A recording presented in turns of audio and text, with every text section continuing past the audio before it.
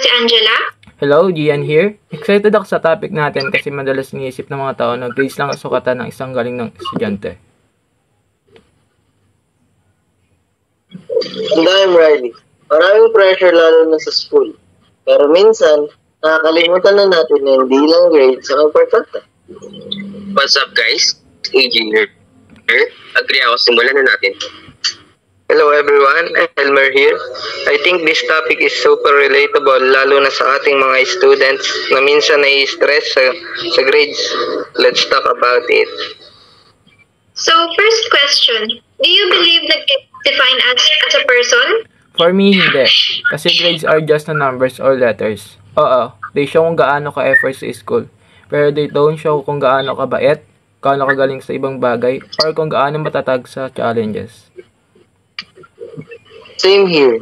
Like, may kilala ako na hindi top student, pero super creative at magaling sa arts.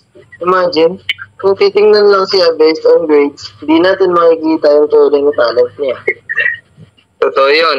Minsan pa nga yung mga tahimik lang sa klase, sila pa yung may mga hidden skills or leadership potential na hindi nakikita sa report card. Exactly. Minsan mataas grade mo pero hindi ka marunong makahalubilo sa tao or hindi ka marunong sa life skills. So hindi talaga pwede grades lang sukatan ng pagkatao. Tama. Ako naman, naramdaman ko yun na mababa yung grades ko sa isang subject. Akala ko failure na ako nun. Pero na-realize ko, hindi ibig sabihin na wala akong halaga. Nag-e-excel pa rin ako sa ibang subjects at sa iba pang bagay. Oo, Angela. Relate ako. Kasi minsan parents or relatives ask, anong grades mo? Tapos kapag hindi mataas, parang kulang ka. Pero ang hindi nila alam, we also learn outside the school. Agree. Character, attitude, values, sobrang importante yun.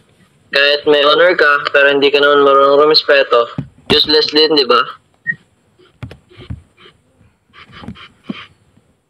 Exactly. Dapat marunong ka rin makisama at maging humble. Kasi sa totoong buhay attitude more than grades. Totoo. At saka yung success sa future. Hindi lang nakabase sa grades, maraming successful na tao na hindi top student. Like business owner or artist na self-taught. Right. Kaya dapat balance. Study hard, pero remember na hindi lang grades ang identity mo. Gusto ko rin i-share na minsan kailangan natin i-remind na sarili natin na okay lang magkamali. Hindi tayo robot na laging perfect. Yes, failing doesn't mean the end. It means may chance pa to grow. Like sabi nga nila, failure is a part of learning. I agree. Every mistake is a lesson. Ang mahalaga, bumaon ka at patuloy kang nag-i-improve. And syempre, support system matters. Dapat teachers, friends, and family remind us we are more than our grades. Ganda nun. So before we end, quick message na lang tayo for students listening. To all students, remember, your grades doesn't define your worth.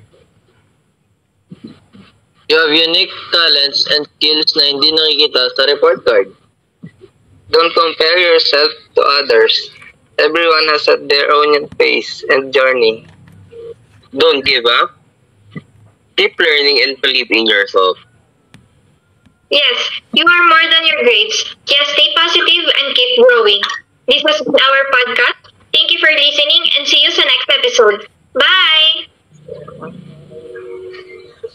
Bye-bye, guys!